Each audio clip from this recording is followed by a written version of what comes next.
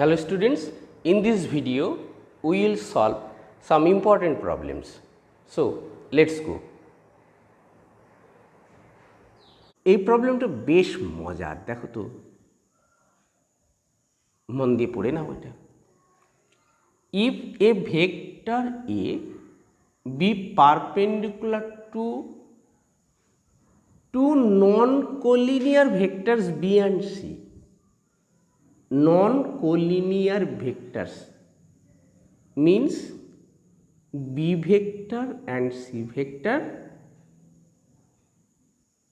এই দুটো একই সরলরেখার উপরে নেই বা এরা প্যারালাল হবে না, এটা আমরা বলতে পারব। Then show that A is perpendicular to every vector in the plane of B and C vector। তাহলে কি বলেছে দেখো তো,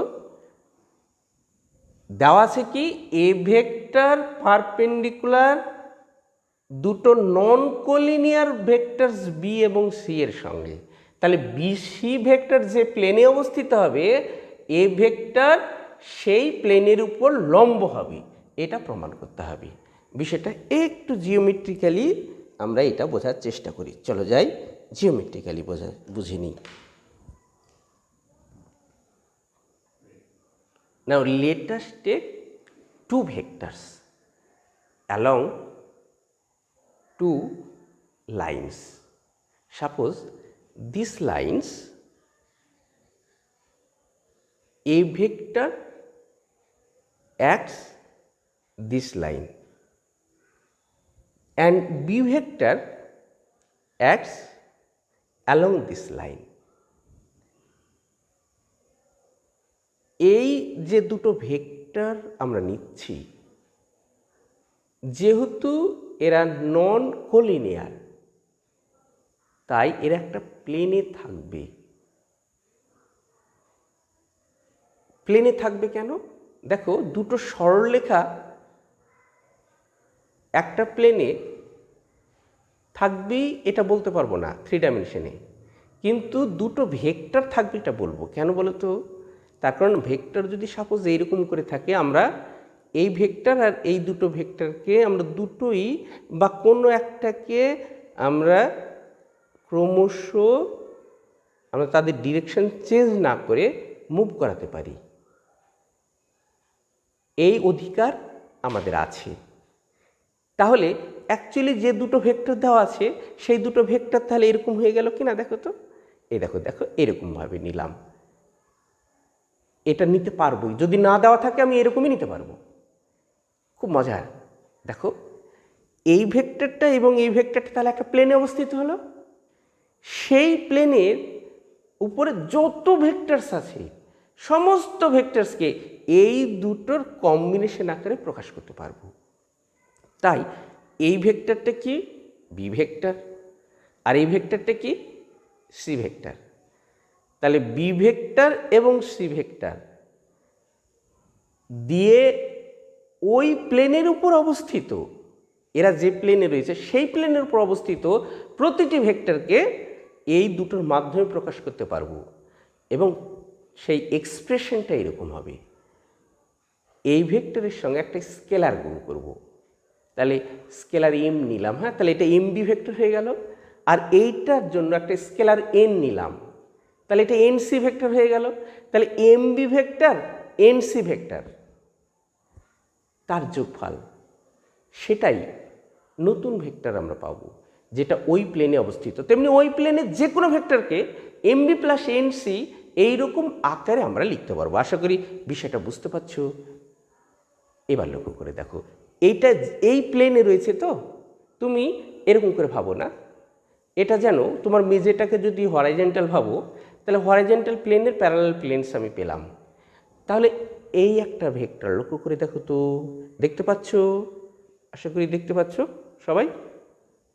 হ্যাঁ, এইখানে লক্ষ্য করে দেখো, এই দেখো এই যে ভেক্টরটা না, এই ভেক্টরটা এই দুটো প্লেন, এই দুটো ভেক্টরস যে প্লেনে অবস্থিত সেই প্লেনের উপরে এটা লম্ব না। তাহলে আমরা কি প্রমাণ করব বলো তো? এই ভেক্টরটি এই দুটো ভেক্টর যে প্লেনে অবস্থিত সেই প্লেনের উপরে প্রতিটি ভেক্টরের সঙ্গে এই ভেক্টরটি লম্ব হবে।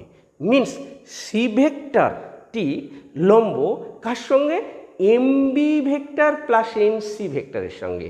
অর্থাৎ C vector dot M B vector plus N C vector is equal to zero vector প্রমাণ করতে পারলেই আমাদের প্রমাণ হয়ে যাবে যে সি ভেক্টরটি M B vector plus N C ভেক্টরের উপরে লম্ব হলো। তাই যেহেতু M B plus N C যে কোনো ভেক্টর কোন প্লেনে? না, যে প্লেনে বি ভেক্টর এবং সি ভেক্টর আছে, তাহলে সেই প্লেনের উপর যত ভেক্টরস আছে তার প্রত্যেকের সঙ্গে লম্ব হলো c vector. Means c vector is perpendicular to the plane containing the vectors b vector and c vector. আশা করি আমি বোঝাতে পেরেছি। By the given conditions, given conditions means a vector is perpendicular to both b vector and c vector, and hence we can write a vector dot b vector is equal to 0 and a vector and c vector is equal to 0. Now to prove that a is perpendicular to the plane of b vector and c vector,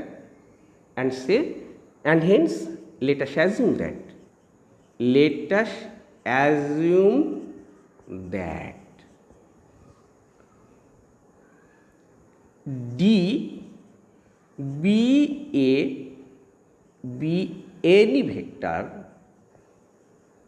on the plane of b vector and c vector, then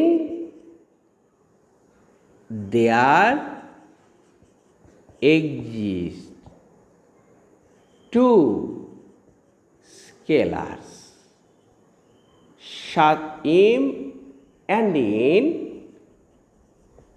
such that d vector is equal to m a plus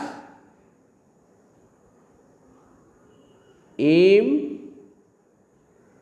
a means b and c vector, and hence d vector is equal to m b vector plus n c vector. Now a dot d is equal to a vector dot mb plus nc is equal to m a dot b plus n a dot c is equal to m a dot b vector means 0 and a dot c vector means 0, and hence m into 0 plus n into 0, that is 0. তাহলে this shows that a vector is perpendicular to d vector, hence a vector is perpendicular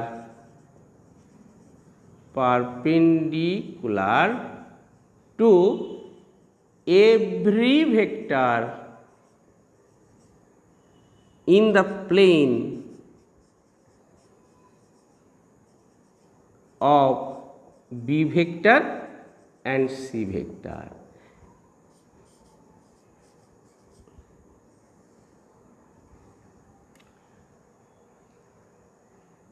Here we can say that a vector is perpendicular to every vector in the plane of b vector and c vector. That means a vector is perpendicular to the plane of B vector and C vector, that is A vector acts along the normal of the plane of B and C, and hence we can write A vector acts along the normal to the plane of B vector and C vector.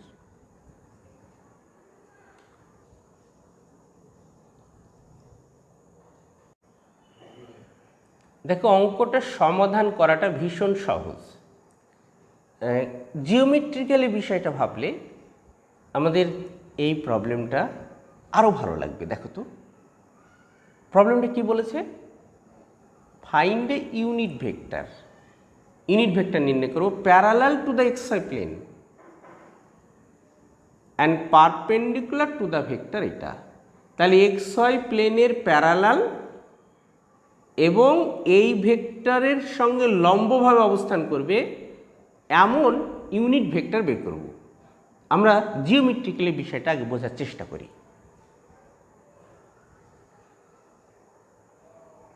আচ্ছা তুমি কল্পনা করো তো, এইটা হলো তোমার ঘরের মেঝে, এই নিচেরটা, এই দিকে দেখতে পাচ্ছ, এই যে এই সাইডটাকে আমরা এক্স অ্যাক্সিস বলছি। হ্যাঁ, আর এই দেখো এই যে সাইড আছে এই সাইডটাকে ওয়াই অ্যাক্সিস বলছি। তাহলে আমি এইভাবে রাখলাম, কল্পনা করো। হ্যাঁ, এটা এক্স অ্যাক্সিস আর এটা ওয়াই অ্যাক্সিস। এখন তাহলে জেড অ্যাক্সিস এইরকম হওয়া উচিত কিনা? দেখো এটা জেড অ্যাক্সিস। এখন লক্ষ্য করে দেখো আমাদের যে ভেক্টরটির কথা বলা হয়েছে, ইউনিট ভেক্টর নির্ণয় করতে বলেছে, সেই ইউনিট ভেক্টরের বৈশিষ্ট্য কী না এই মেঝের সমান্তরাল। তাহলে মেঝের সমান্তরাল কত রকমভাবে থাকতে পারে সেটা আগে দেখে নেওয়া যাক।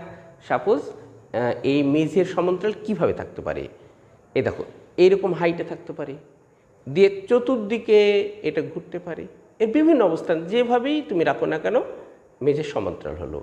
সেটা উপরে আরও উপরে নিতে পারি, আরও নিচে নিতে পারি, এরকমভাবে নিতে পারি। তাহলে একটা আমরা ভেক্টর নির্ণয় করছি, সেই ভেক্টরটা কি বলেছে, এক্সওয়াই প্লেনের প্যারালাল।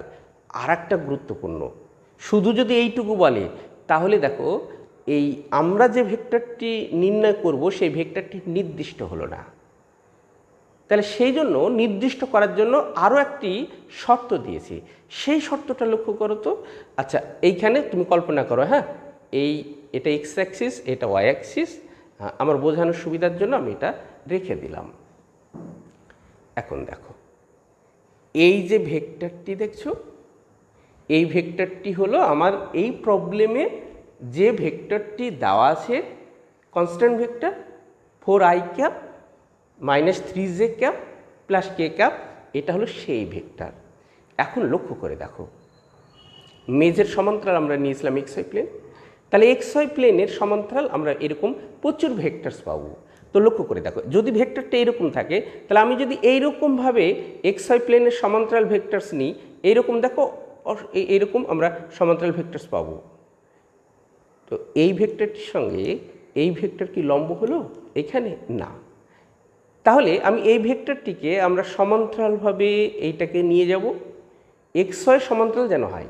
একটা সময় আমি এইভাবে নিয়ে যেতে যেতে একটা সময় আমি নিশ্চিত পাবো যে এইরকম একটা পাবো, যেটা দেখো এক্সওয়াই সমান্তরাল, এক্সওয়াই প্লেনের সমান্তরাল হলো, অর্থাৎ মেঝের সমান্তরাল হলো। আবার এই ভেক্টর, এই যে ভেক্টরটা বর্ধিত করে দাও, এটা নির্দিষ্ট ভেক্টর, তার সঙ্গে লম্ব হলো। লক্ষ্য করে দেখো তাহলে এই ভেক্টরটি এক্সওয়াই প্লেনের সঙ্গে সমান্তরাল আর এই নির্দিষ্ট ভেক্টরের সঙ্গে পারপেন্ডিকুলার হলো। এই রকম ভেক্টর এইটা এবং এর উল্টো দিকেও আমি অনুরূপভাবে নিতে পারি।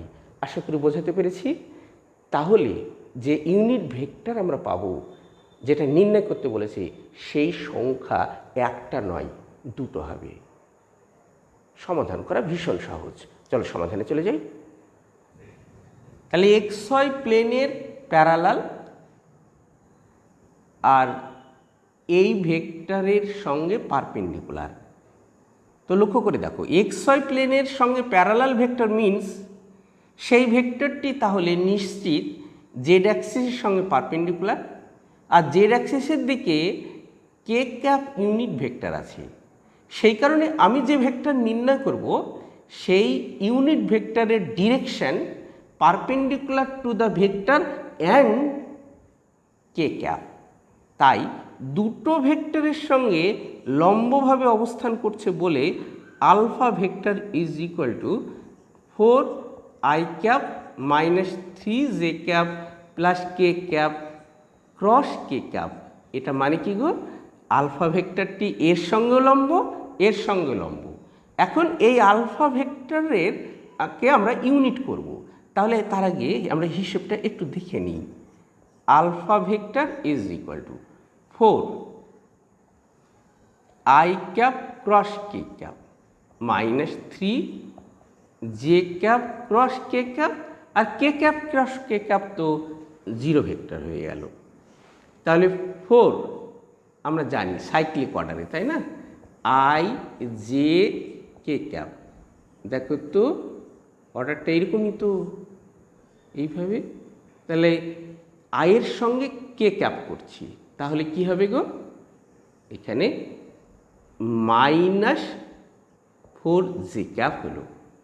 আর জে ক্যাপ ক্রস কে ক্যাপ মিনস এটা মাইনাস 3i ক্যাপ হবে।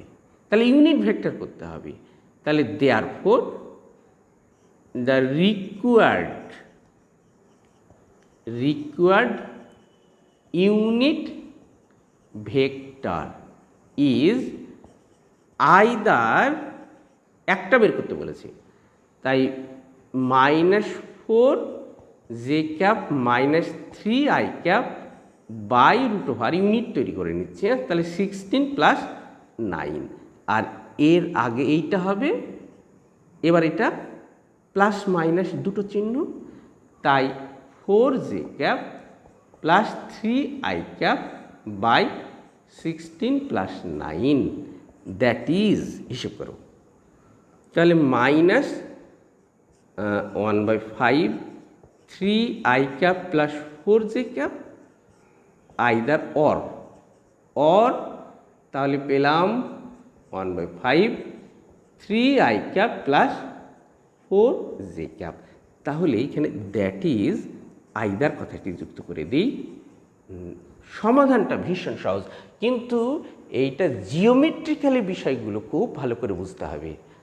তাহলে দেখো, এইগুলোকে যতই ঘুরিয়ে দেখ না কেন, যেভাবে খুশি দেখ না কেন, তুমি করতে পারবি, সেই ক্ষমতাটা তৈরি হতে হবে। শুধু অঙ্ক কষলে হবে না, একটু একটু ভাবতে হবে, তাহলে তুমি অনেক সমৃদ্ধ হবে। আর এই সমৃদ্ধ হলেই বুঝতে পারছো চাকরিটা আমাদের খুব সহজ হয়ে যাবে। তাহলে আজকে এ পর্যন্ত। আরও অনেক ইম্পর্টেন্ট প্রবলেম নিয়ে সামনের দিন আবার আসছি।